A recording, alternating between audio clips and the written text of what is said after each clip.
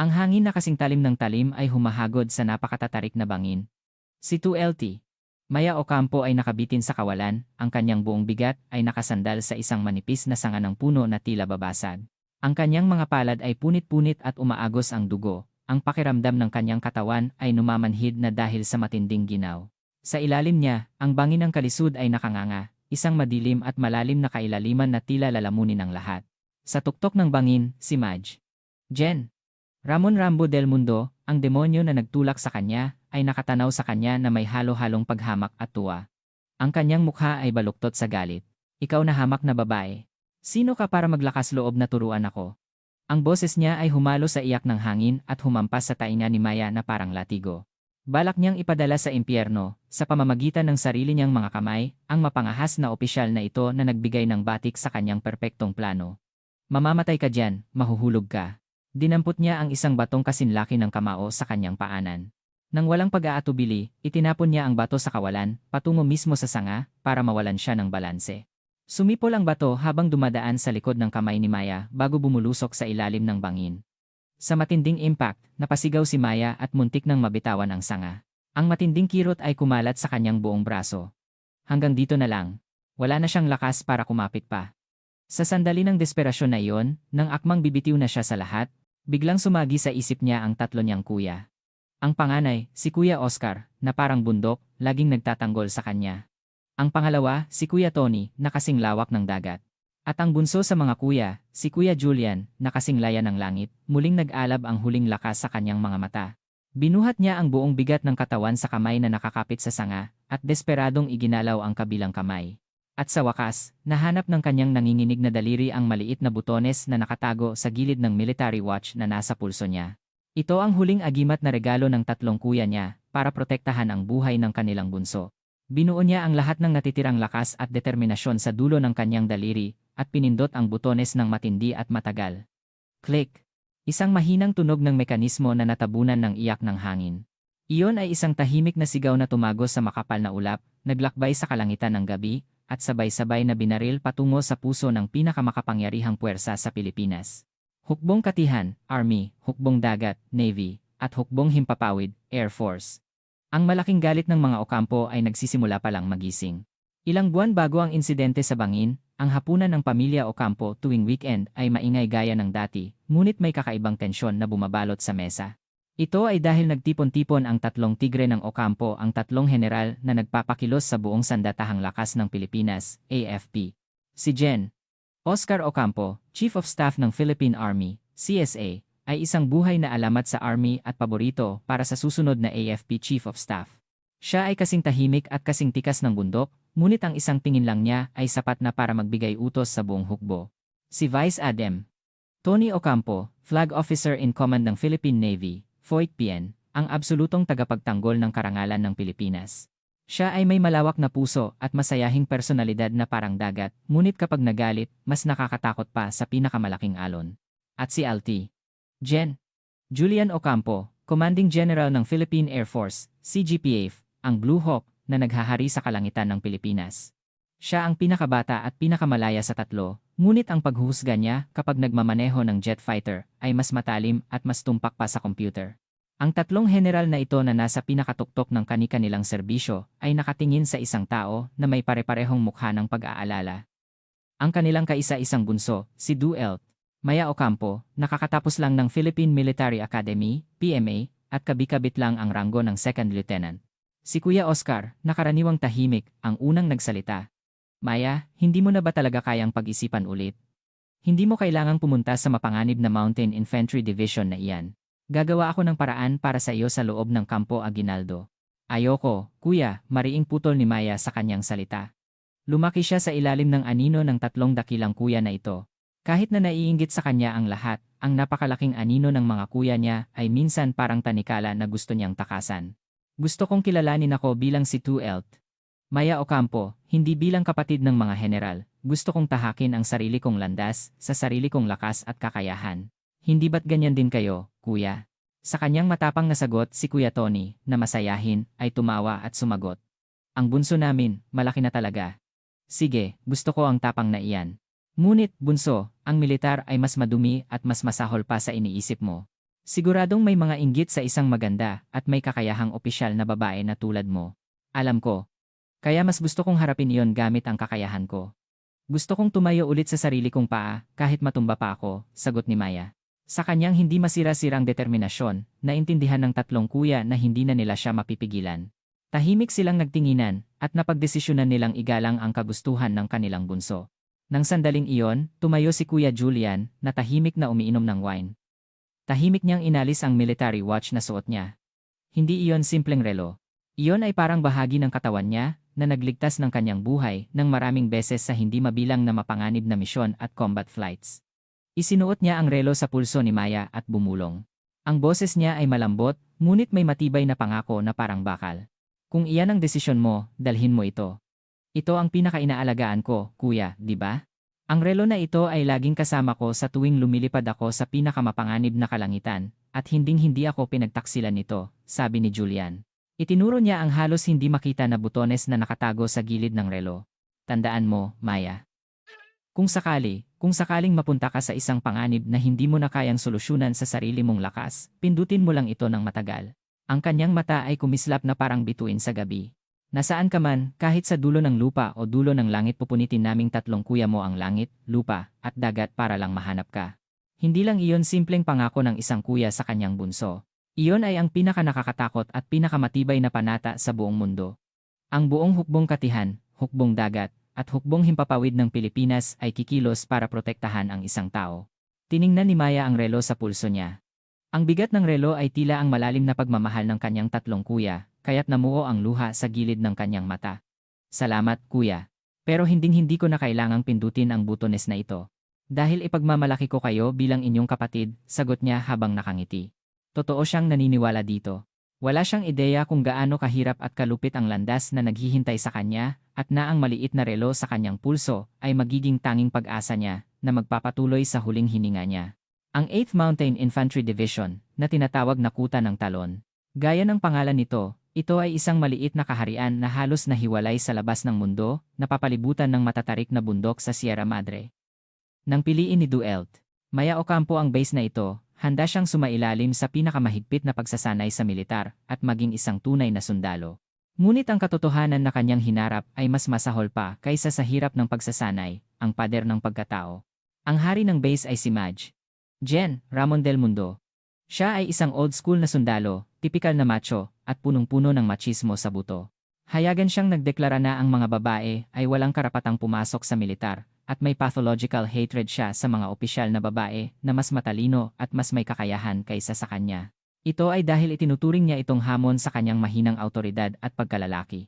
Nang mag-ulat si Maya para sa kanyang unang tungkulin sa opisina ni Del Mundo, sinalubong niya ito ng may tingin na punong-puno ng paghamak at pangungutya. Si Duelt Ocampo, galing PMA. Ibinagsak niya ang resume ni Maya sa mesa at tiningnan siya mula ulo hanggang paa na may tingin ng pangungutya, maganda ang mukha. Siguro pinadala lang ng mga tao sa taas ang walang kuwentang manika na ito para lang pasiglahin ang moral ng tropa, ano? Ang una niyang salita ay insulto na, manika. Ang kanyang pagkatao ay itinuring, hindi bilang sundalo, kundi isang palamuti lamang para pagmasdan. Sir, handa po akong tulungan ng dibisyon. Nang akmang magsasalita si Maya, itinaas ni Del Mundo ang kanyang kamay.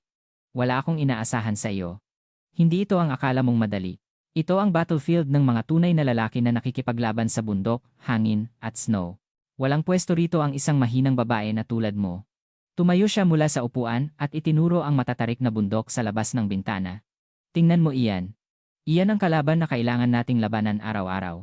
Kaya ba ng mga payat mong braso at binti na akyatin ang bundok na iyan? Huwag ka na lang maging pabigat sa mga tropa. Manatili ka na lang sa opisina, gumawa ka ng kape. Iyan lang ang tanging misyon na kaya mong gawin. Ganap siyang binaliwala ni Del Mundo, at hindi siya binigyan ng anumang opisyal na tungkulin. Naging isang ghost si Maya, walang kapangyarihan at responsibilidad, kahit pa may titulo siyang platoon leader. Ang hayagan niyang misogyny ay naging masamang kaugalian sa buong base. Ang mga tapat na tauhan na personal na inilagay ni Del Mundo ay nagsimulang aktibong pahirapan at ihiwalay si Maya para lang mapalapit sa kanilang commander. Sadyang binaliwala ng executive officer ang kanyang mga salita sa lahat ng briefing, at inantala ng personnel officer ang lahat ng administrative procedures mula sa pagbibigay ng quarters hanggang sa pagbibigay ng maliit na kagamitan. Ang tanging trabaho na ibinigay kay Maya ay ang mga gawain na ayaw gawin ng ibang opisyal, ngunit hindi siya sumuko.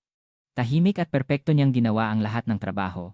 Nagpuyat siya para ayusin ang inventaryo ng mga supply sa magulo na bodega, at personal niyang inayos ang mga sirang kagamitan sa komunikasyon na nagpataas sa efficiency nito ng higit sa doble. Ngunit ang ganitong gawin niya ay hindi nagdulot ng pagkilala kundi mas matinding galit at inggit, lalo na si Madge. Jen. Del Mundo hindi niya matanggap ang katotohanan na si Maya, na itinuring niyang mahinang babae, ay mas may kakayahan pa sa anumang inutil na opisyal na lalaki sa ilalim niya. Ang kanyang baluktot na pride ay nasugatan ng husto. Hindi ko ito palalampasin, walang hiya ka, ninig sa galit niyang sabi. Sinimulan niyang ituring si Maya hindi lang bilang abala, kundi isang kalaban na kailangan niyang tuluyang durugin at paalisin sa kanyang perpektong kaharian. Binalak niyang sirain ng tuluyan ang mental health niya para kusa siyang mag-alis ng uniforme at umalis ng umiiyak. Mula noon, mas naging hayagan at petty ang panghaharas niya. Inalis niya si Maya sa lahat ng administrative work at sa pilitang isinama sa pinakamahirap at mapanganib na field training lang. Inaasahan niya na maliligaw si Maya sa masukal na kabundukan o manghihina ang kanyang katawan at magiging kahiyahiya sa harap ng lahat, ngunit lahat ng inaasahan niya ay pumalya. Lumaki si Maya na nililibot ang lahat ng matatarik na bundok sa Pilipinas, kasama ang kanyang 3 kuya na mga pinakamahuhusay na sundalo. Para sa kanya, ang mountain training ay hindi pahirap kundi ang kanyang comfort zone. Umaakyat siya sa bundok na parang flying squirrel kahit may mabigat na backpack, at mas tumpak siyang nakakahanap ng daan kaysa sa anumang veteran na sergeant sa navigation. Ang mga opisyal na lalaki na sumusunod sa kanya ay laging napapailing at napag-iwanan dahil sa kanyang pambihirang stamina at kakayahan.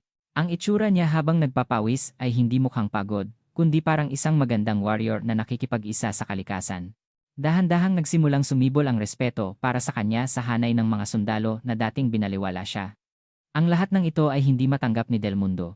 Naramdaman niya ang matinding krisis na ang kanyang autoridad sa sarili niyang kaharian ay nanginginig dahil lang sa isang batang opisyal na babae. Ang galit niya ay umabot sa puntong hindi na niya makontrol. Nagdesisyon siya. Hindi na siya titigil sa panghaharas. Nagpasya siyang tuluyan na siyang alisin.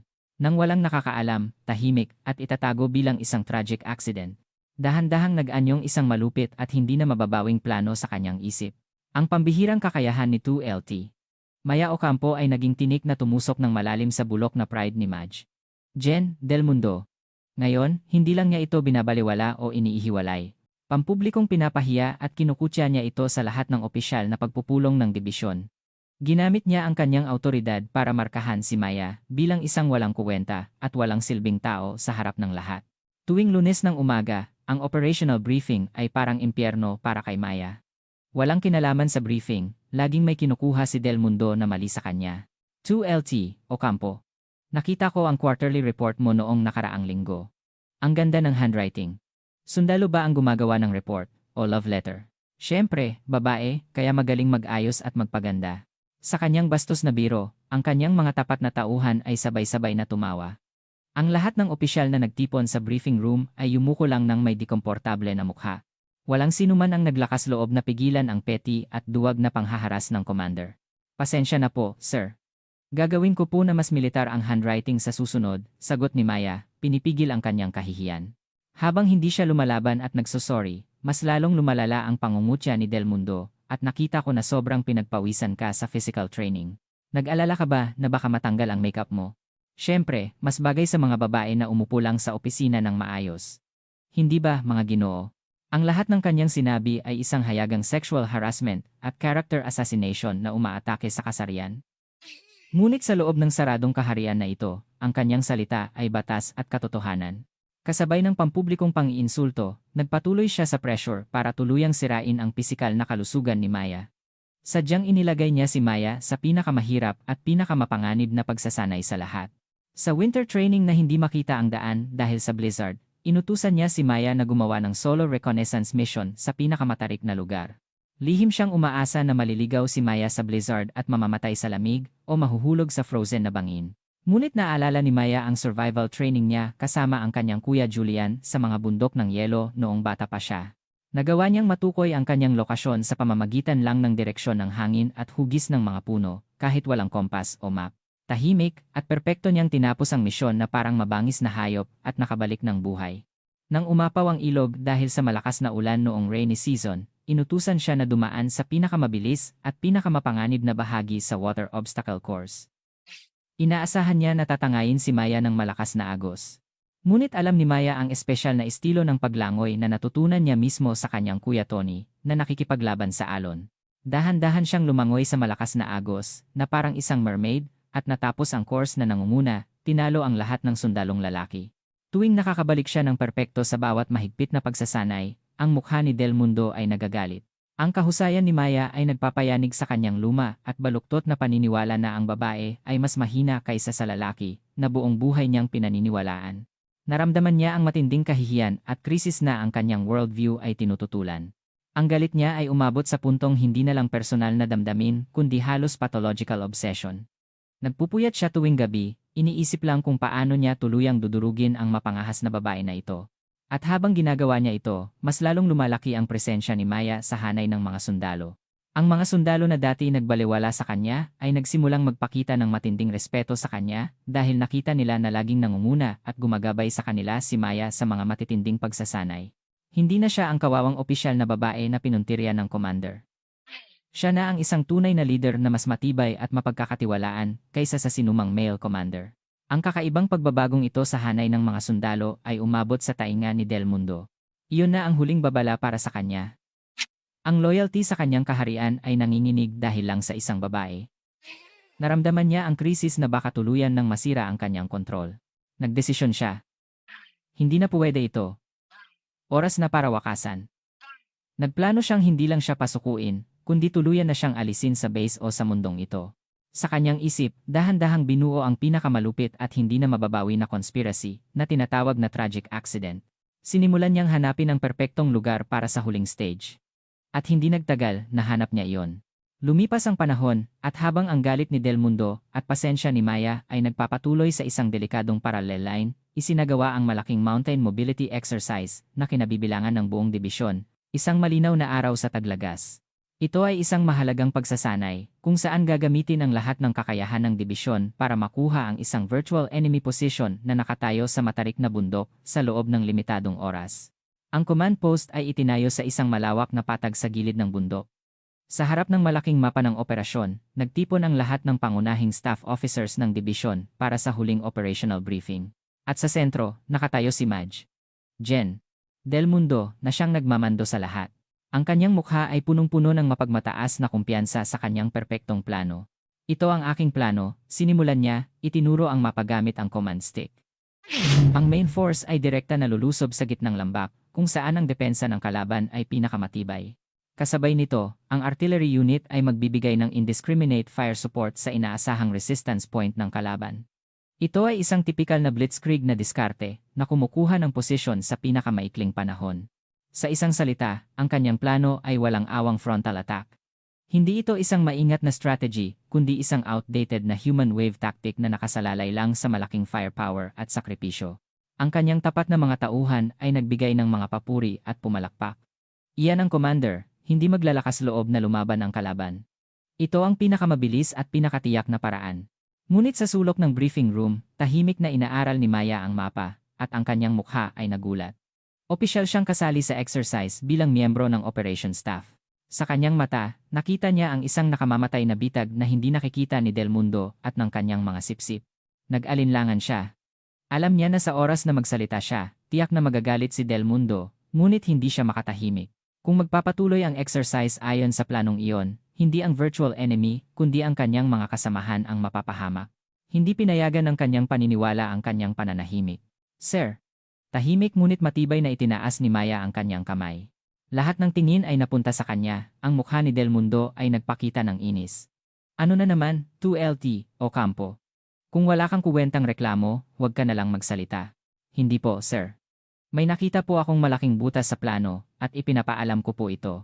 Sa kanyang salita, biglang lumamig ang hangin sa briefing room, malaking butas. Iyon ay isang pahayag na halos insubordination direktang pinupuna ang operational capability ng commander. Ang mukha ni Del Mundo ay namula sa galit, ngunit pinilit niyang panatilihin ang kanyang kalmado dahil pinapanood siya ng lahat ng staff officers. Butas, sabihin mo. Ano ang butas sa aking perpektong plano? Tumayo si Maya at itinuro ang isang lugar sa mapa. Sir, ang gitnang lambak na itinakda ninyong breakthrough path ng main force ay isang tipikal na kill zone terrain na napapalibutan ng matatarik na bangin sa magkabilang gilid. Kung magtatago ang kalaban sa tuktok ng bangin at biglang umatake sa sandaling makapasok ng malalim ang ating mga tropa sa lambak, ang ating mga tropa ay maiiwanan at makakaranas ng malaking pinsala, parang mga daga sa bitag. Ang kanyang pagsusuri ay napakatalas at lohikal. Base sa textbook tactical theory, tinukoy niya ng eksakto ang pinakamalaking kahinaan sa plano ni Del Mundo. Iyon ay, nawala ng salita si Del Mundo. Napabayaan niya ang maliwanag na panganib na iyon dahil sa kanyang pride o kawalan ng kakayahan. Hindi tumigil si Maya. Kaya, bago lulusob ang main force, naniniwala ako na ang isang special operations team ay dapat munang dumaan sa mga bangin at isecure ang kaligtasan para maiwasan ang posibleng ambush. Ang kanyang alternatibo ay perpekto. Hindi lang siya nagturo ng problema, kundi nagbigay din siya ng pinakamakatuwirang solusyon. Nagsimulang magbulungan ang ibang staff officers. Sa loob, naniniwala rin sila na masyadong mapanganib ang plano ni Del Mundo, ngunit hindi sila naglakas loob na magsalita. Ngunit ngayong si Maya na ang nagsalita, isa-isa silang sumang-ayon sa kanya. May punto si 2LT, Ocampo. Kailangan talaga ang reconnaissance para sa kaligtasan. Ang sitwasyon ay biglang nabaliktad. Si Del Mundo ay tuluyang napahiya sa harap ng kanyang mga tauhan, natalo sa tactical discussion ng isang batang opisyal na babae na binabaliwala niya. Ang kanyang pride ay nadurog. Naramdaman niya ang matinding kahihiyan na parang isang haring nakahubad sa harap ng kanyang mga tauhan sa sarili niyang kaharian. Ninisihan niya. Pinilit niyang pigilan ang galit na kumukulo sa kanya at sumagot ng hindi nagmamadali. Sige. Tatanggapin ko ang bahagi ng opinyon ni 2LT. Ocampo. Nagtapos ang briefing. Ngunit alam ni Maya. Hindi ito ang katapusan, kundi ang totoong simula. Nakita niya sa mata ni Del Mundo hindi ang rasyonal na galit, kundi ang dirasyonal na pagkasira na handang sirain ang lahat. Gaya ng inaasahan niya, pagkatapos ng briefing, lumapit sa kanya ang aide-de-camp ni Del Mundo. 2LT. Ocampo. Gusto ng commander na personal na tingnan ang kill zone terrain na tinukoy mo. Samahan mo siya, kasama ang pinakakaunting tauhan, at agad na pumunta sa lugar. Iyon ay isang bitag. Napakalinaw at hayag, ngunit hindi niya ito matanggihan. Ito ay isang opisyal na utos ng commander. Walang malay niyang hinawakan ang relo ng kanyang mga kuya. May masamang kutob siya na baka ito ang unang araw na gagamitin niya ang pangakong iyon.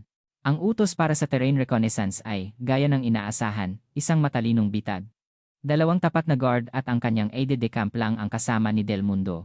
At si Maya ay kailangang sumunod sa kanila nang walang kasamang reinforcement.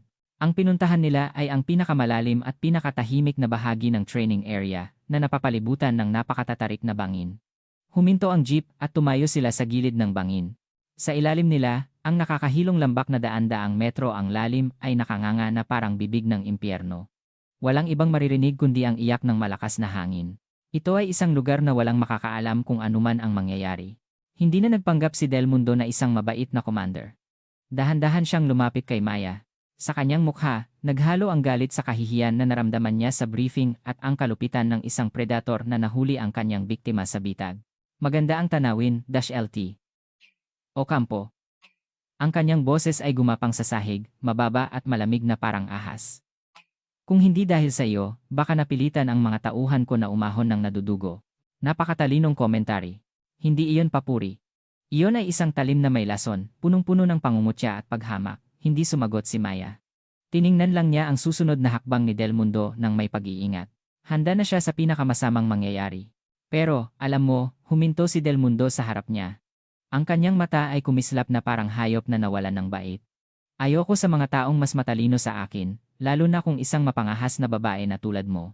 Ang kanyang galit ay sumabog. Sino ka? Isang fresh grad lang, sino ka para magsalita ng tactics sa harap ko? Alam mo ba kung ano ang militar? Alam mo ba kung ano ang giyera? Pinababayaan mo ang aking combat experience na binuo ko sa buong buhay ko, gamit lang ang mga theory na natutunan mo sa textbook. Ang kanyang sigaw ay tila umalingaw-ngaw sa buong bundok. Sino ka? Sino ka para maglakas loob na turuan ako? Anak ka ba ng AFP Chief of Staff? Akala mo ba kung sino ka? Nagtanong siya nang hindi sinasadya, ang pinakamalapit sa nakatagong katotohanan ni Maya, na parang isang sumpa. Tahimik pa rin si Maya. Ang kanyang pananahimik ay parang panggatong na nagdagdag sa apoy ng galit ni Del Mundo. Hindi niya makayanan ang kalmado at hindi nanginginig na tingin ni Maya, na tila hinahamak at tinatawanan siya. Sige, magsalita ka. Kung ganoon ka kagaling, sumagot ka. Bakit ka nakatayo lang dyan nang nakatikom ang bibig?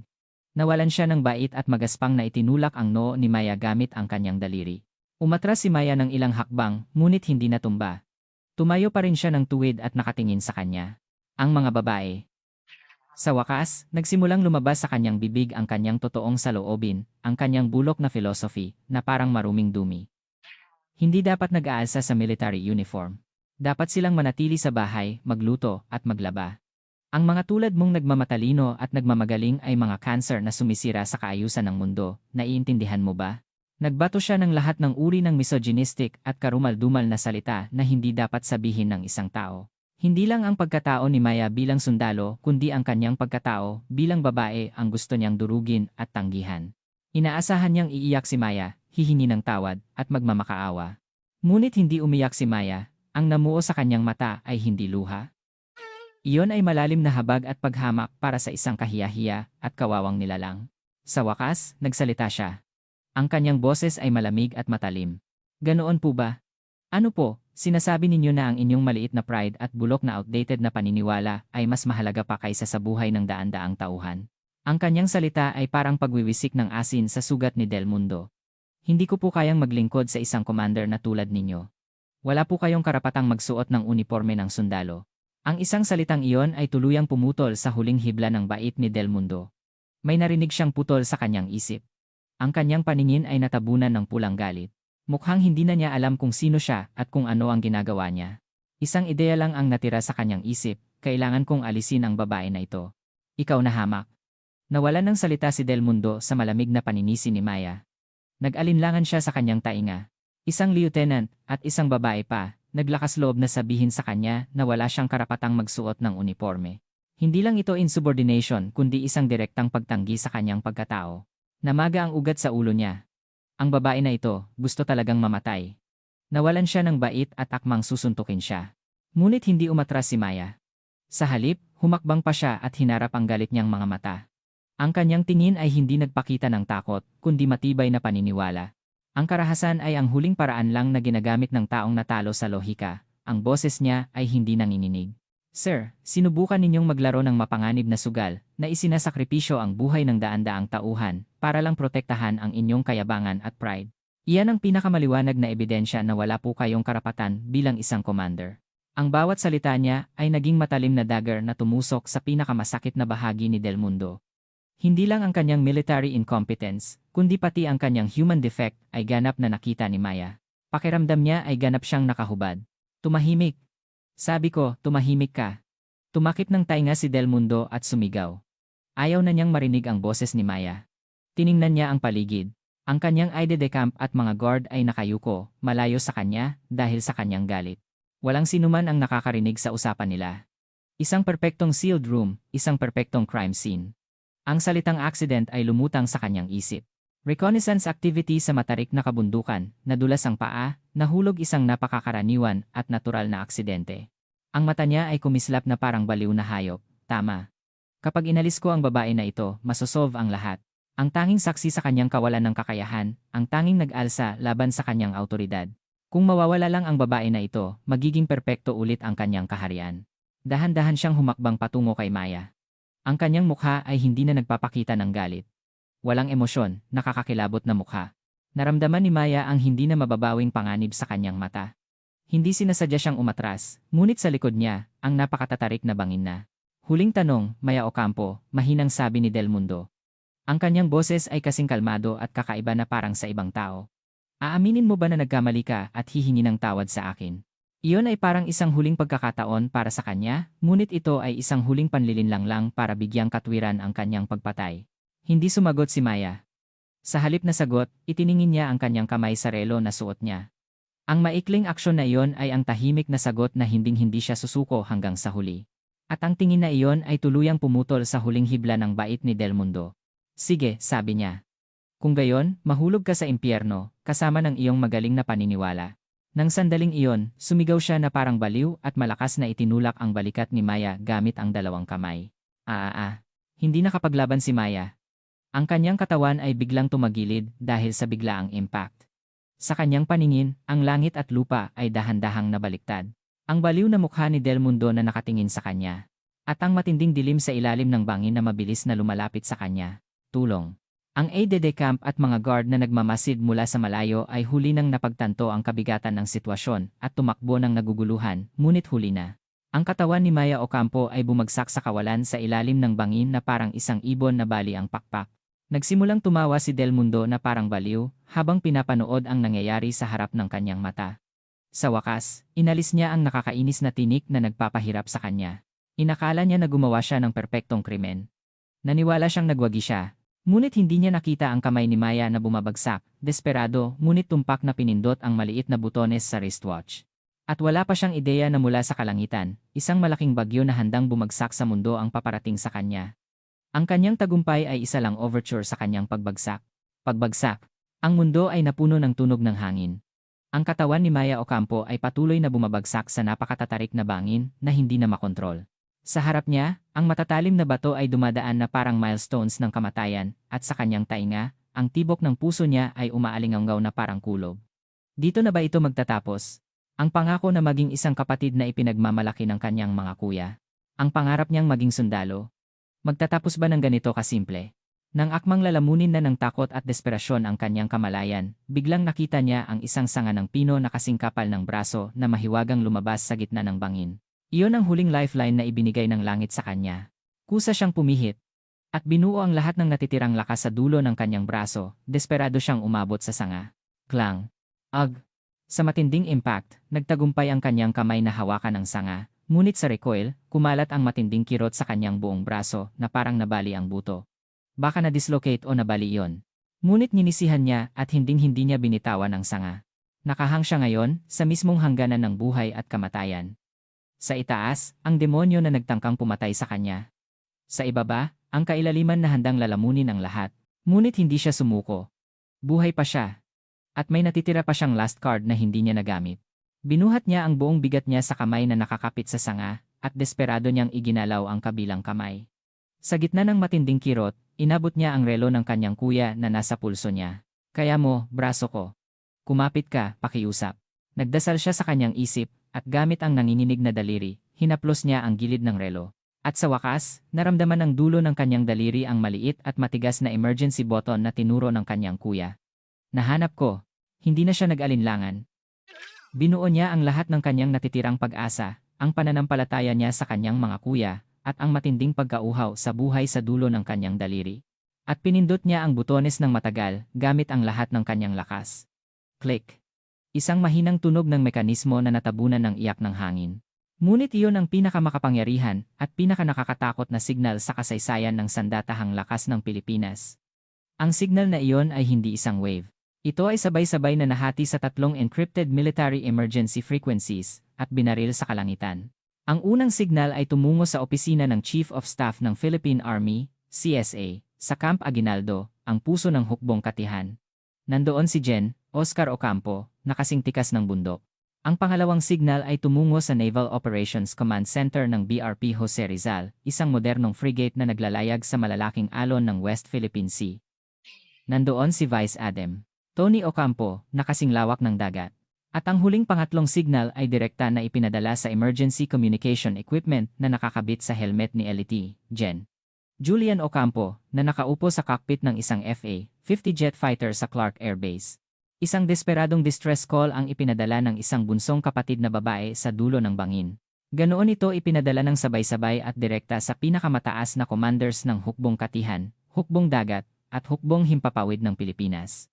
Mission accomplished. Pagkatapos pindutin ng butones, ang kamalayan ni Maya ay unti-unting lumabo dahil sa kirot at pagod. Piniga niya ang huling lakas niya para hindi mabitawan ang sanga. Wala na siyang magagawa. Ang natitira ay responsibilidad na ng kanyang mga kuya na nakatanggap ng kanyang signal. Sa tuktok ng bangin, si Del Mundo, na nakita na tuluyang nawala si Maya sa ilalim ng bangin, ay ngumiti ng may kasiyahan at tumalikod. Naniwala siyang gumawa siya ng perpektong krimen. Ngunit hindi niya nakita ang kalangitan. Kung tumingala siya sa kalangitan, malalaman niya. Sa malayo, ang malaking galit ng mundo, may pakpak na bakal, ay paparating ng mabilis sa kanya, sa lupa na kinatatayuan niya. Ang 3 puwersa ng Pilipinas ay nagsimulang kumilos sa unang pagkakataon sa kasaysayan para sa iisang layunin, at ang layunin na iyon ay si Del Mundo ang kanyang puso. Camp Aguinaldo, Army Headquarters, Conference Room. Si Jen. Oscar Ocampo ay nagmamando sa isang meeting tungkol sa susunod na power enhancement plan ng Army. Habang ang kanyang buong atensyon ay nasa komplikadong data sa screen, biglang bumukas ang pinto at tumakbo papasok ang kanyang aide-de-camp. Ang mukha niya ay putlang-putla. "Commander, emergency." Halos umiiyak ang aide-de-camp habang inabot ang isang maliit na tablet na may encoded message kay Jen, Oscar. Isang linya lang ng pangungusap ang kumikislap na parang dugo, bunso code activated. Coordinates, ZZ. Nang makita niya ang pangungusap, ang mundo ni Jen. Oscar, na kasing tigas ng bundok, ay gumuho. Bunso code. Iyon ang huling emergency signal na tatawagin lang kapag ang kaisa-isang tao, ang kanilang bunsong kapatid na kasing halaga ng kanilang buhay, ay nasa pinakamasamang panganib. Sa parehong sandali, sa tulay ng BRP Jose Rizal, na naglalayag sa malalaking alon ng West Philippine Sea. Si Vice Adm. Tony Ocampo ay direktang nagmamando sa fleet maneuver training, tinitingnan ang radar screen ng may matatalim na mata. Nang sandaling iyon, isang matalas na alarm ang tumunog sa kanyang Navy Special Smartwatch, at ang parehong pulang pangungusap ang lumabas. Ang kanyang masayahing mukha ay biglang naging kasing lamig ng yelo. At sa parehong sandali, sa Clark Air Base, sa cockpit ng isang FA-50 jet fighter. Si Eltin. Jen.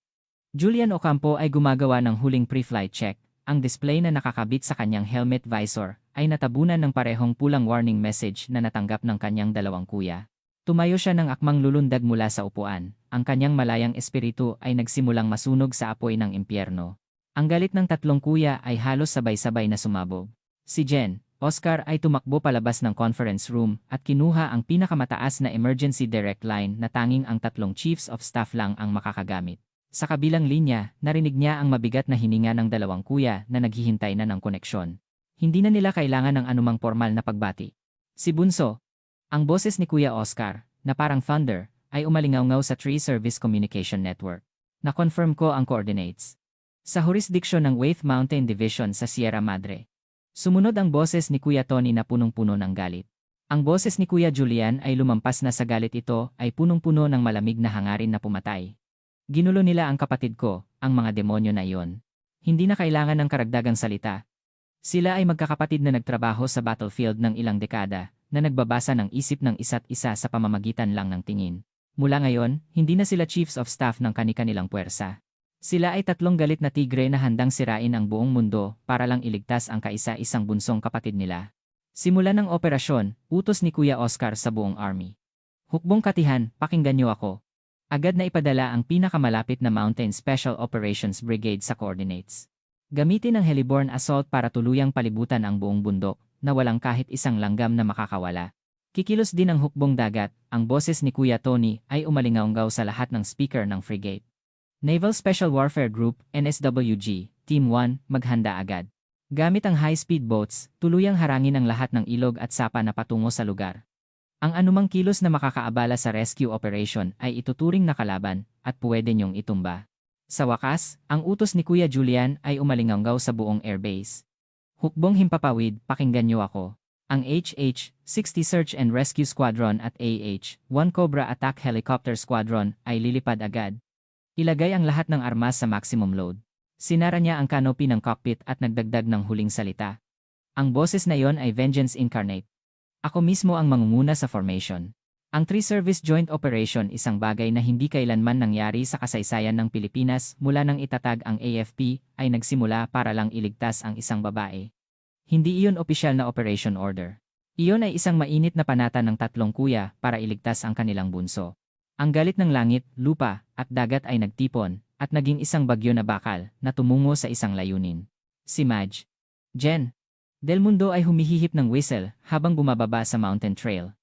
Ang kanyang pakiramdam ay napakagaan. Sa wakas, inalis niya si Maya Ocampo, ang tinik sa kanyang mata. Ngayon, kailangan lang niyang bumalik sa base at iulat na nadulas ang paa ni Elati, Ocampo sa pagsasanay at nahulog sa bangin. Magiging perpekto ang lahat. Nasiyahan siya sa kanyang perpektong krimen at iniisip ang tahimik na military life na naghihintay sa kanya, ngunit ang kanyang matamis na imahinasyon ay hindi nagtagal at nadurog. Sa una, isang bahagyang vibration lang ang naramdaman niya na parang nanginginig ang lupa. Lindol ba? Nang sandaling iyon na nagtataka siya, ang vibration ay naging isang malaking ingay na yumayanig sa buong kalangitan. Do-do-do-do. Kusa siyang tumingala sa langit, at nasaksihan ng kanyang mata ang pinaka-nakakatakot at hindi maintindihang tanawin sa kanyang buhay. Ang kalangitan ng Taglagas, na dapat ay payapa, ay natabunan ng mga itim na anino ng bakal. Ang formation ng KUH-1 Cyclops ng Army, ang pangunahing mobility helicopter, ay lumilipad sa tuktok ng bundok na parang isang malaking kawan ng agila. Sa tabi nito, ang AH-64 Apache attack helicopters na tinatawag na tank ng langit ay lumilipad ng escort na nakalantad ang matatalim na rocket pods. Ito ay malinaw na ang heliborne assault formation ng Elite Mountain Special Operations Brigade ng Army. Ngunit hindi lang iyon. Sa itaas ng Army Helicopter Formation, mas mabilis at mas maliksi na aircraft ang naglilipad-lipad na parang Blue Hawk. Ang HH-60 Search and Rescue Helicopter Formation ng Air Force. At sa unahan ng formation, isang command helicopter na pininturahan ng itim na special coating ang naglalabas ng banta na hindi maihahambing sa ibang helicopter. Nakatingin sa lahat ng iba pang helicopter na parang isang hari. Army at Air Force. Ang dalawang malaking puwersa, na karaniwang nangangailangan ng maraming coordination at procedure para lang magsanay, ay naglunsad ng isang perpektong joint operation para sa iisang layunin. At ang layunin na iyon ay ang bundok na kinatatayuan niya. Ano? Anong nangyayari? Isang naguguluhan na ingay ang lumabas sa bibig ni Del Mundo. Giyera ba? Biglang sumalakay ba ang kalaban? Ngunit ang communication network ng base ay napakatahimik. Habang naguguluhan siya, ang itim na rope ay walang sawang bumaba mula sa mga helicopter. At ang mga fully equipped Special Operations members ay nagsimulang bumaba ng mabilis, patungo sa lahat ng pangunahing daanan at ridge ng bundok na parang mga itim na kidlat na bumubuhos mula sa langit. Ang kanilang kilos ay hindi pagsasanay. Ito ay actual situation. Hindi sila umaakyat sa bundok. Hinahawakan nila ang buong bundok na parang nanghuhuli ng isda sa isang malaking lambat. Si Del Mundo at ang kanyang mga tauhan ay biglang naging mga daga sa bitag.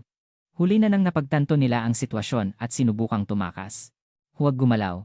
Ang mga Special Operations member ay lumabas mula sa mga bushes na parang multo at itinutok ang malamig na dulo ng kanilang baril sa noo nila.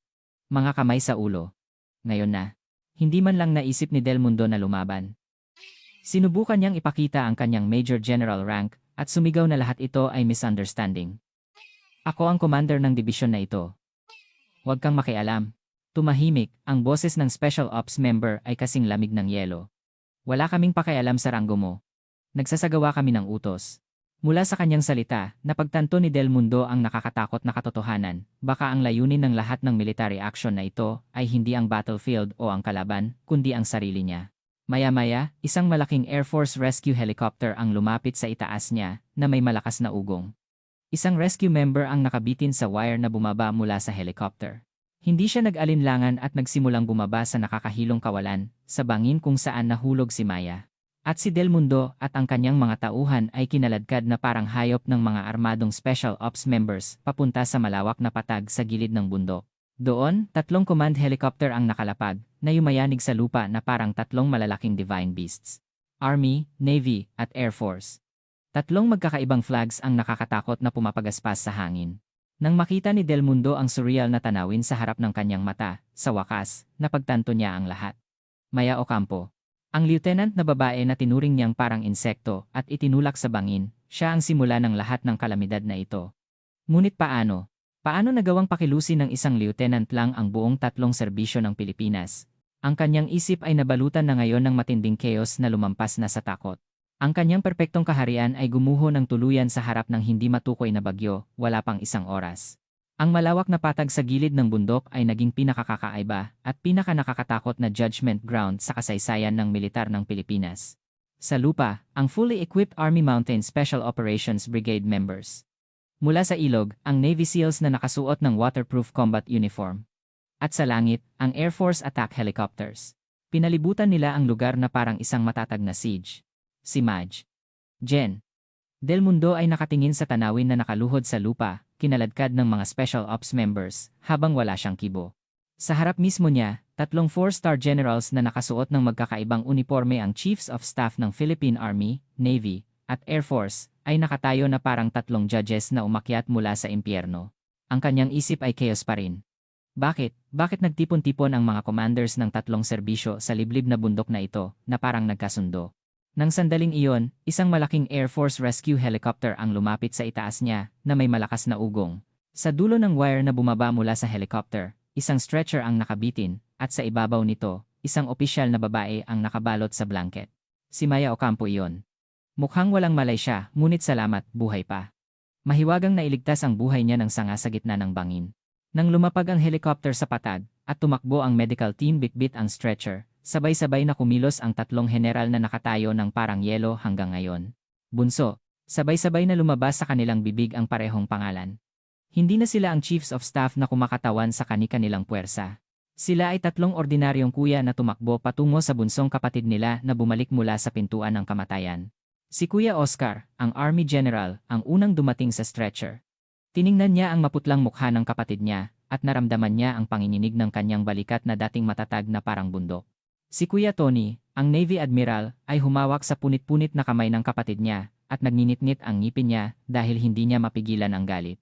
Si Kuya Julian, ang Air Force General, ay tahimik na inalis ang kanyang Air Force jacket at ipinatong sa katawan ng kanyang kapatid na nanginginig sa ginaw. Nang makita ni Del Mundo ang tanawin, ang lahat ng nagkalat na piraso ng puzzle sa kanyang isip ay nabuo sa isang nakakatakot na katotohanan.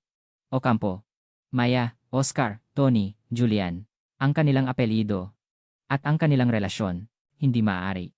Isang malungkot na ungol ang lumabas sa bibig ni Del Mundo. Ang hamak na opisyal na babae na tinuring niyang parang insekto at itinulak sa bangin ay ang kaisa-isang bunsong kapatid ng mga Chiefs of Staff ng Pilipinas na nakatayo sa harap niya. Sa wakas, napagtanto niya kung gaano siya kahibang at kung gaano kasindak-sindak ang pagkakamali niya. Hindi siya nanggulo sa den ng isang tigre. Nanggulo siya sa tatlong divine scale ng sabay-sabay. Pagkatapos i-check na hindi kritikal ang kalagayan ng kanilang bunso, tumayo muli ang tatlong general. Ang pagmamahal at pag-aalala para sa kanilang bunso ay nawala sa kanilang mukha. Sa halip, ang natira ay purong, malamig na galit at hangarin na pumatay, na nakatuon sa kalaban na nagtangkang saktan ang kanilang kayamanan. Ang kanilang tingin ay sabay-sabay na tumungo sa isang lugar. Kay Madge. Jen. Del Mundo, na nakaluhod sa sahig. Dahan-dahan siyang nilapitan ng tatlong general. Ang mabigat na tunog ng combat boots ng Army General. Ang matalas na tunog ng sapatos ng Navy Admiral. At ang magaan na tunog ng pilot boots ng Air Force General. Ang tatlong magkakaibang tunog ng yapak ay bumuo ng isang perpektong ritmo na umalingaw-ngaw na parang death march na papalapit sa puso ni Del Mundo. Sa wakas, huminto sila sa harap mismo ni Del Mundo. Tatlong 4-star generals. 12 bituin ang nakatingin sa isang 2-star general nang may matinding banta. Hindi naglakas loob si Del Mundo na tumingala. Naramdaman niya ang matinding takot na parang bumabalik ang dugo sa kanyang katawan at humihinto ang kanyang puso. Ang kanyang military instinct, bawat cell ng kanyang katawan, ay sumisigaw na ang mga nilalang na nakatayo sa harap niya ay hindi tao, kundi isang malaking kalamidad na kayang sirain siya. Ito ay misunderstanding. Misunderstanding po, sir. Pilit niyang piniga ang huling paliwanag para mabuhay. Wala po akong ideya na kapatid ninyo si Tuelt, Ocampo. Ngunit ang kanyang duwag na paliwanag ay hindi nagpaantig sa sinuman. Si Kuya Oscar, ang panganay, ay pumutol sa kanyang salita, gamit ang isang mababa at nakakatakot na boses na umalingaw-ngaw mula sa ilalim ng impyerno. Kung ang marumi mong bibig ay naglakas loob pang banggitin ang pangalan ng kapatid ko ulit. Hindi niya tinapos ang pangungusap, ngunit ang kanyang tingin ang nagtapos nito, hahatakain ko ang dila mo. Ngayon, ang pinaka-nakakatakot at matinding paghatol ay magsisimula na sa pagtatapos ng impyernong confrontation na ito, at ang executioners ay ang tatlong galit na kuya na nakatayo sa harap niya. Sa ilalim ng matinding pressure ng 12 bituin, si Mage. Jen, Del Mundo ay tuluyang gumuho. Ang kanyang isip ay ganap na walang laman, at ang buong katawan niya ay nanginginig na parang dahon. Napagtanto niya na ang bigat ng kanyang kasalanan ay hindi lang ang pagtatangka sa buhay ng isang opisyal, kundi ang paggawa ng kaaway sa buong tatlong serbisyo ng Pilipinas. Si Kuya Oscar, ang panganay at head ng Army, ang unang humakbang. Naglakad siya ng mabigat na parang bundok hanggang sa mismong harap ni Del Mundo. Ngunit, hindi siya sumigaw o sinipa ito gaya ng inaasahan. Sa halip, nagtanong siya kay Del Mundo nang may nakakagulat na kalmado, at dahil doon ay mas nakakakilabot na boses. Ang kanyang boses ay mas malamig at mas matalim pa kaysa sa hanging taglamig ng Siberia. Tinanong mo ang kapatid ko, hindi ba? Ang kanyang boses ay umalingaw sa buong patag na parang boses ng isang judge na humahatol sa kaluluwa ng isang makasalanan. Kung sino siya? Hindi naglakas loob si Del Mundo na tumingala. Iyon ang tanong na binitawan niya nang may paghamak para lang ipagmalaki ang kanyang autoridad. Huminto sandali si Jen. Oscar, tiningnan ang nanginginig na ulo ni Del Mundo nang may paghamak. At pagkatapos, binitawan niya ang pinakamarangal at nakakatakot na sagot na nagtapos sa matagal na labanan na ito, na tila tatakan ito sa kaluluwa ng makasalanan. Ngayon, sasagutin ko. Kung sino ang kapatid ko? Siya. Tiningnan ni Jen, Oscar ang kanyang dalawang kuya ang Navy Chief of Staff at Air Force Chief of Staff na nakatayo sa likod niya. Nagtama ang kanilang tingin sa kawalan. Ang kanilang mata ay naglalaman ng parehong galit at parehong resolusyon. Ang resolusyon na ito ang kaisa-isang dahilan kung bakit ang hukbong katihan, hukbong dagat, at hukbong himpapawid ang buong tatlong serbisyo ng Pilipinas ay nagkaisa para itutok ang iisang dulo ng sibat sa puso mo. Ang isang salitang iyon ay mas malakas pa sa anumang pisikal na karahasan na tuluyang sumira sa pagkatao ni Del Mundo. Isang babae ang mahinang nilalang na gusto niyang yurakan na parang insekto ay ang pinakamakapangyarihang dahilan na nagpakilos sa buong sandatahang lakas ng Pilipinas. Napagtanto niya sa wakas hanggang sa kaibuturan ng kanyang buto kung gaano kalaki at nakakatakot ang ginulo niya. Uha! Sa wakas, lumabas sa bibig ni Del Mundo ang tunog ng hayop na walang kahulugan. Ang kanyang isip ay tuluyang gumuho. Hindi na siya tiningnan ni Jen, Oscar. Tinalikuran niya ito at walang pakialam na sinabi sa kanyang aide-de-camp na parang nag-uutos na maglinis ng basura sa daan. Alisin ang ranggo ng taong iyan at pusasan siya. Sa utos niya, ang elite members ng Special Operations Brigade ay lumapit at walang awang inalis ang Major General rank mula sa balikat ni Del Mundo na nakaupo ng walang kibo. Sa tunog ng tier, ang kanyang karangalan at autoridad na binuo niya sa buong buhay niya ay naglaho na parang alikabok sa isang sandali. Agad na nag-radio si Kuya Tony, ang Navy Admiral, sa kanyang fleet, NSWG, pakinggan niyo ako. Agad na salakayin ang opisina ng commander ng 8th Mountain Division at ang bahay ng mga pangunahing staff officers. Walang anumang ebidensya ang dapat makawala. Hanapin ang lahat. Nag-utos si Kuya Julian, ang Air Force General, sa Air Force Operations Command, Air Force, pakinggan niyo ako. Lahat ng communication records at financial flow na may kaugnayan kay Madge. Jen, Del Mundo ay isa sa ilalim sa banta 40 oras na surveillance. Simula sa sandaling ito, harangin ang lahat para walang makatakas na kahit isang daga. Army na nagpapatatag ng lugar. Navy na nangongolekta ng ebidensya. Air Force na humaharang sa escape routes. Ang tatlong serbisyo ng Pilipinas ay nagsagawa ng perpektong joint operation para lang sirain ang iisang target. Hindi na ito personal na paghihiganti. Ito ay ang simula ng isang malaking purge para parusahan ang traitor na nagtangkang saktan ang kanilang bunso at nagpahiya sa karangalan ng militar sa pangalan ng buong sandatahang lakas ng Pilipinas. Habang kinaladkad si Del Mundo ng mga Special Ops members na parang isang kargada, malungkot siyang tumingin sa tanawin. Ang perpekto niyang kaharian na umiikot sa kanya ay naging abo sa harap ng galit ng tatlong tigre, wala pang ilang oras. Napagtanto niya, hinding-hindi siya naging hari. Isa lang siyang hangal na fox na nagharing-hari sa den ng natutulog na tigre. At ngayon, oras na para hatulan ng mga nagising na tigre ang hangal na fox na iyon. Ang pag-atake kay 2LT. Maya Ocampo ay naging dahilan para itatag ang isang Tri-Service Joint Special Investigation Headquarters, isang bagay na wala pang preseden sa kasaysayan ng militar ng Pilipinas. Army, Navy, Air Force. Ito ang unang beses mula nang itatag ang AFP na ang elite investigators ng bawat puwersa ay nagkaisa para sa iisang layunin. Ito ay hindi lang para imbestigahan ang personal na krimen ni Del Mundo, kundi isang matibay na pagpapakita ng kagustuhan ng tatlong chiefs of staff na bunutin ang buong ugat ng mas malaking korupsyon na baka nasa likod niya. Ang talim ng investigasyon ay unang tumungo sa kuta ng talon, ang kaharian ni Del Mundo. Nang salakayin ng mga Navy SEALs ang kanyang opisina at bahay, sumambulat ang ebidensya ng korupsyon na lumampas sa imahinasyon. Sa kanyang secret safe, natagpuan ang bilyon-bilyong cash na hindi matukoy ang pinanggalingan at mga mamahaling luxury items na bawal sa base. Nang itrace ng Air Force Cyber Command ang lahat ng communication records at financial flow niya, mas nakakagulat na katotohanan ang lumabas. Ginamit niya ang kanyang posisyon bilang commander para makipagsabuatan sa mga local construction companies at ibigay sa kanila ang lahat ng construction contract sa base. At bilang kapalit, pinapalobo niya ang construction fees at gumawa ng malaking slush fund. Nalantad pa na nag-embezzle siya ng bilyon-bilyong national defense budget sa ilalim ng pagkukunwari na magtatayo ng mga ghost training facilities na hindi naman talaga umiiral, gamit ang excuse na ito ay mountainous area. Ang kanyang krimen ay hindi lang tungkol sa kasakiman. Nang sinimulan ng investigation headquarters na i-reinvestigate ang lahat ng accident records na nangyari sa 8th Mountain Division sa nakalipas na ilang taon, lumabas ang nakakatakot na katotohanan. Kahit bago ang insidente ni 2LT. Maya Ocampo, may ilang officers at non-commissioned officers, NCOs, na may integrity na nag-alsa laban sa autocratic command style at corruption ni Del Mundo. Ngunit lahat sila ay naaksidente sa pagsasanay o nadiskubre ang kanilang personal na korupsyon at pinalayas ng walang karangalan. Ngayon, malinaw na ang lahat ng iyon ay matalinong conspiracy ni Del Mundo at ng kanyang mga tapat na tauhan para alisin ang mga anti-establishment force. Lalo na ang suicide case ng isang NCO 2 taon na ang nakalipas lumabas sa reinvestigation na may malaking hinala ng murder. Ang NCO na iyon ay naghahanda na magulat ng internal whistleblowing dahil may nakita siyang ebidensya ng budget embezzlement ni Del Mundo. Sa takot na malantad ang kanyang krimen, inutusan ni Del Mundo ang kanyang mga tapat na tauhan na patayin siya at itago ito bilang personal na desisyon ng isang sundalong hindi nakayanan ang buhay militar.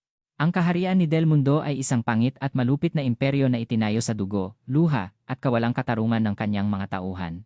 Ang investigasyon ay lumampas sa loob ng dibisyon at kumalat sa buong militar. Natagpuan ang ebidensya na ang bahagi ng slush fund ni Del Mundo ay regular na ibinibigay sa ilang generals sa mas mataas na command. Bilang kapalit, pinapikit nila ang mata sa korupsyon ni Del Mundo, tinatanggap ang marumi niyang pera, at sinusuportahan ang kanyang pag-promote. Lahat ng konektado sa chain of corruption Army, Navy, Air Force ay isinailalim sa investigasyon. Tuwing umaga, pinapanood ng Department of National Defense, DND, ang pagbagsak ng mga bagong bituin. Ang tiwala sa militar ay bumagsak sa ilalim, at ang galit ng mamamayan ay umabot sa langit. Pinanood ng tatlong magkakapatid na Ocampo ang lahat ng prosesong ito ng may malamig na mata. Hindi lang sila naghahanap ng personal na paghihiganti. Naramdaman nila ang historical responsibility na alisin ang lahat ng bulok na bahagi na kumalat sa buong militar. Hindi sila nagpatinag sa anumang political pressure. Kahit pa mga dating kasamahan o superior nila, ang sinumang nahatulan ay dinala sa harap ng batas ng walang exception. Sa wakas, pagkatapos ng ilang buwan ng malaking investigasyon, kung saan 12 ng active at former military personnel ang kinasuhan, natapos ang malaking probe. Ang sandatahang lakas ng Pilipinas ay nakaranas ng pinakamasakit at kahiyahiyang sugat sa kasaysayan. Ngunit sa parehong sandali, nakakuha sila ng pagkakataon na muling isilang sa pamamagitan ng masakit na proseso ng paghihilom ng pinakamalalim na sugat. Ang simula ng lahat ng ito ay isang maliit na apoy. Ang hindi masira-sirang tapang ng isang batang opisyal na babae na hindi sumuko sa kawalang katarungan. At ang mainit na galit ng tatlong kuya na nagpakilo sa langit, lupa, at dagat para protektahan siya. Ang maliit na apoy na iyon ay naging isang malaking apoy na naglinis sa buong sandatahang lakas ng Pilipinas. Ang natitira na lang ay ang ibigay ang pinakamabigat at matinding paghatol sa lahat ng ugat ng kasamaan na ito, sa pangalan ng batas. 3 Service Joint Military Tribunal. Ang paglilitis na ito, na ginanap sa pinakamalaking saklaw sa kasaysayan ng Philippine Military Justice, ay parang isang maringal na seremony na nagpahayag ng pagtatapos ng isang era. Sa defendant's box, 12 ng former military personnel na dating nagsusuot ng parehong uniforme at sumigaw ng parehong motherland ay nakayuko ngayon, nakasuot ng parehong prison uniform. Ang bigat na bumabagsak sa kanilang balikat ay hindi ang bigat ng prison uniform, kundi ang bigat ng karangalan at tiwala na tinalikuran nila. Sa gitna, si Del Mundo ay nakaupo ng may walang laman na mata. Sa nakalipas na ilang buwan ng investigasyon, wala siyang nagawa kundi panoorin kung paano gumuho ang kanyang kaharian. Ang kanyang kayabangan ay tuluyang nadurog, at ang natitira na lang sa kanya ay ang magbayad ng kanyang kasalanan. Ang gallery ay puno ng matatag na tingin ng maraming military officials at sibilyan na nagtipon para saksihan ang historical judgment na ito. At sa unang hilera, si 2L, Maya Ocampo, naganap ng gumaling at nakasuot ulit ng kanyang uniforme, ay tahimik na nakaupo sa pagitan ng kanyang tatlong kuya. Hindi na siya biktima. Siya na ang simbolo ng katarungan na naglabas ng lahat ng katiwalian na ito. Sa wakas, pumasok ang presiding judge ng 3 Service Tribunal at nagsimula ang huling bahagi ng mahabang paglilitis. Ihahayag ang hatol. Ang boses ng judge ay umalingaunggaw sa buong courtroom, mas mabigat at mas matibay kaysa sa anumang tunog ng gavel. Ang pangunahing akusado, Ramon Del Mundo, former Army Major General. Tinalikuran ng akusado ang kanyang tungkulin bilang isang commander na dapat may responsibilidad sa buhay ng kanyang mga tauhan at sadyang tinangkanyang patayin si Du-Elt. Maya Ocampo, isang opisyal sa ilalim niya para lang protektahan ang kanyang baluktot na paniniwala at maliit na pride. Gayun din, ginamit niya ang kanyang posisyon para patakbuhin ang base na parang sarili niyang kaharian, gumawa ng lahat ng uri ng korupsyon, at inapi at isinakripisyo ang maraming tauhan na kumontra sa kanya. Ang kalidad ng kanyang krimen ay hindi maikukumpara sa kasamaan at anti-human. Habang binabasa ang hatol, isa-isang inisa-isa ng judge ang lahat ng kasamaan na ginawa ni Del Mundo at ng kanyang mga kasabwat.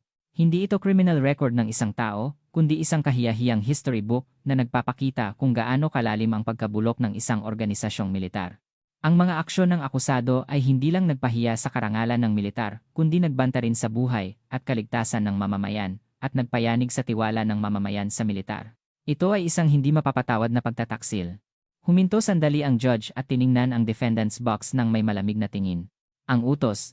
Ang pangunahing akusado, Ramon Del Mundo, ay hinahatulan ng habambuhay na pagkakulong para sa lahat ng charges, attempted homicide sa isang subordinate, abuse of authority, bribery, at gross neglect of duty.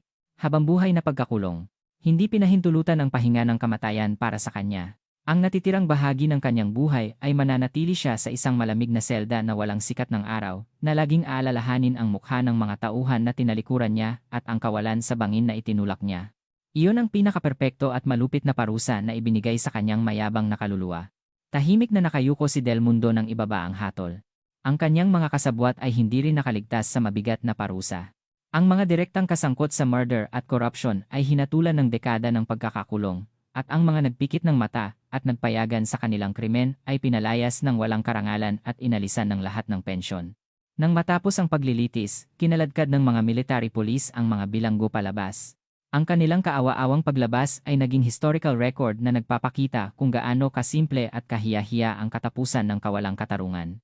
Ilang araw ang lumipas, nagbigay ang DND ng huling desisyon. Ang 8th Mountain Infantry Division, ang pugad ng korupsyon at karahasan, ay opisyal na inutusan na ganap na buwagin. Ang history at tradisyon ng base ay buburahin, at muling itatatag bilang isang ganap na ibang base na may bagong espiritu at bagong command. Tahimik na pinanood ni Maya ang lahat ng prosesong ito. Natapos na ang kanyang paghihiganti, ngunit alam niya, ang totoong laban ay nagsisimula pa lang. Ang hindi na muling magpakita ang Second Del Mundo, at hindi na muling magkaroon ng biktima na tulad niya. Iyon ang dahilan kung bakit siya binuhay muli ng langit, at iyon ang kanyang bagong misyon. Sa ibabaw ng abo, ang binhi ng bagong pag-asa ay tahimik na sumisibol. Lumipas ang panahon. Sa wakas, natapos ni Maya ang mahaba at matinding rehabilitation at ganap na nakabalik sa militar. Ang sugat mula sa bangin ay naging isang bahagyang peklat sa kanyang katawan, ngunit ang kanyang tingin ay mas malalim at mas matibay kaysa dati. Siya ay isang sundalo na bumalik mula sa pintuan ng kamatayan, at ang kanyang presensya ay naging simbolo ng bagong tapang at pag-asa sa sandatahang lakas ng Pilipinas. Sa kanyang pagbalik, ang atensyon ng buong militar ay nakatuon sa kanyang susunod na hakbang. Ang kaisa-isang bunsong kapatid ng Chiefs of Staff ng Army, Navy, at Air Force. Kung gusto niya, maaari siyang dumaan sa pinakaligtas at pinakamarangyang landas sa militar. Ayaw na rin ng kanyang tatlong kuya na mahirapan pa ang kanilang bunso. Gusto nila siyang dalhin sa tabi nila, sa pinakaligtas na policy department ng kani-kanilang headquarters. Bunso, tama na. Nagawa mo na ang lahat. Ngayon, pwede ka nang magpahinga ng konti sa tabi namin. Ngunit iba ang naisip ni Maya. Sa loob ng ilang buwan sa hospital bed, malalim siyang nag-isip tungkol sa kanyang hinaharap. At sa wakas, nagdesisyon siya sa landas na tatahakin niya. Hindi po, kuya. Tiningnan niya ang kanyang tatlong kuya ng tuwid, at nagsalita ng may matibay, ngunit tapat na boses. Ayoko pong tumakas. At ayoko ring magtago sa inyong anino. Ang kanyang mata ay kumislap ng mas malalim at mas matalino kaysa sa anumang oras. Ang lahat ng nangyari sa akin ay isang trahedya dahil hindi nag-uusap ang ating militar at ipinagpipilitan lang ng bawat isa ang sarili nilang interes. Army, Navy, Air Force isang katawan tayo na nakikipaglaban sa isang kalaban. Nagsalita siya sa harap ng tatlong Chiefs of Staff, hindi bilang isang lieutenant, kundi isang bihasang strategist na nag-aalala sa hinaharap ng militar. Gusto ko pong pumunta sa Joint Special Warfare Command, JSWC, sa ilalim ng Joint Chiefs of Staff. Ang lugar na nag-iisa sa lakas ng Army, Navy, at Air Force, at nagpaplano ng pinaka-epektibo at makapangyarihang joint operation. Gusto kong ialay ang lahat ng aking kakayahan at karanasan doon. Para hindi na muling magkawatak-watak ang ating puwersa. Gusto ko pong magtrabaho kasama kayo sa pinakamalapit na lugar. Sa kanyang salita, wala nang masabi ang tatlong kuya. Ang kanilang bunsong kapatid ay handa ng lumipad ng mas malayo at mas mataas pa sa inakala nila.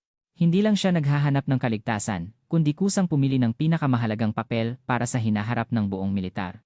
Ang bunso namin, malaki na talaga. Ang tatlong kuya ay tahimik na sumuporta sa kanyang dakilang desisyon nang may halo-halong pagmamalaki at pag-aalala. Ilang taon ang lumipas. Joint Operations Command Center, sa ilalim ng Joint Chiefs of Staff. Ang inaasahang path ng enemy submarine ay Alpha 3. Kaya, habang ang Navy frigate ay nagtatayo ng defensive line sa West Philippine Sea, ang Air Force Maritime Patrol Aircraft ay magsasagawa ng malawak na search and reconnaissance sa South China Sea, at ang Army Special Operations Brigade ay dapat na maghintay sa coast para sa contingency. Ang tatlong operasyon na ito ay dapat na mangyari ng sabay-sabay, nang walang pagkakamali. Ngayon, si Maya, na may ranggo na major, kapitan, ay nagbibigay ng briefing sa maraming generals sa harap ng malaking mapa ng operasyon. Ang kanyang mukha ay wala na ang dating pagka-inosente. Puno ito ng kumpiyansa at karisma ng isang top strategist na nagtagumpay sa maraming joint operations. Sa pinakatuktok ng conference table, ang tatlong magkakapatid na Ocampo, na patuloy na namumuno sa tatlong serbisyo ng Pilipinas, ay nakaupo ng magkakatabi. Bilang mga commanders na nagmamando sa meeting, mahigpit at matalas silang nakikinig sa briefing ni Maya. Ngunit sa ilalim ng kahigpitan na iyon, may hindi nila maitagong damdamin. Ang matinding pagmamalaki na ang kanilang inosenteng bunsong kapatid ay naging isang matibay na kasamahan na nakikipag-ugnayan sa kaligtasan ng motherland kasama nila. At isang dakilang commander na siyang mamumuno sa hinaharap ng sandatahang lakas ng Pilipinas. Nang matapos ang briefing, ang paghanga at palakpakan ay pumutok sa conference room. Magalang na nagbigay ng salute si Maya. At nang sandaling iyon, ang tatlong kuya na nakaupo sa itaas ay sabay-sabay na nagpakita ng parehong mainit at mapagmataas ng ngiti. Ang kanilang tingin ay hindi na ang tingin ng mga kuya na nag-aalala sa kanilang bunso. Iyon ay ang tingin ng mga senior officers na tumitingin sa isang junior na magiging isang dakilang alamat na hihigit pa sa kanila. Ang bukang liwayway ng isang bagong era ay sumisikat ng pinakamaliwanag at pinakapuno ng pag-asa sa pinakamakapangyarihan at matatag na puso ng sandatahang lakas ng Pilipinas. Ang tatlong magkakapatid na tinawag na tatlong tigre ay, sa totoo lang, tatlong tigre na nagpoprotekta sa isang nakatagong kayamanan. Sa kuwentong ito, nakita natin na ang matibay na bond na iyon sa pangalan ng pamilya ay maaaring maging pinakamakapangyarihang puwersa na nagpoprotekta sa bansa. Kapag ang kayabangan ng isang tao ay nagbanta sa buong kolektibo, may sapat na lakas ba ang puwersa ng pamilya para itama ang nasirang kaayusan? Ano ang palagay ninyo? Ano ang ibig sabihin ng pamilya na siyang nagbibigay sa inyo ng pinakamalaking lakas? Anong dakilang papel ang ginagampanan ng inyong mga kuya, ate, at magulang sa inyong buhay? Ibahagi ang inyong mahalagang kwento at opinyon tungkol sa lakas ng pamilya sa comment section. Ang lahat ng inyong kwento ay magiging isang pagkakataon para muling gisingin ang pinakaugat na lakas at halaga ng pag-ibig na nakalimutan na natin.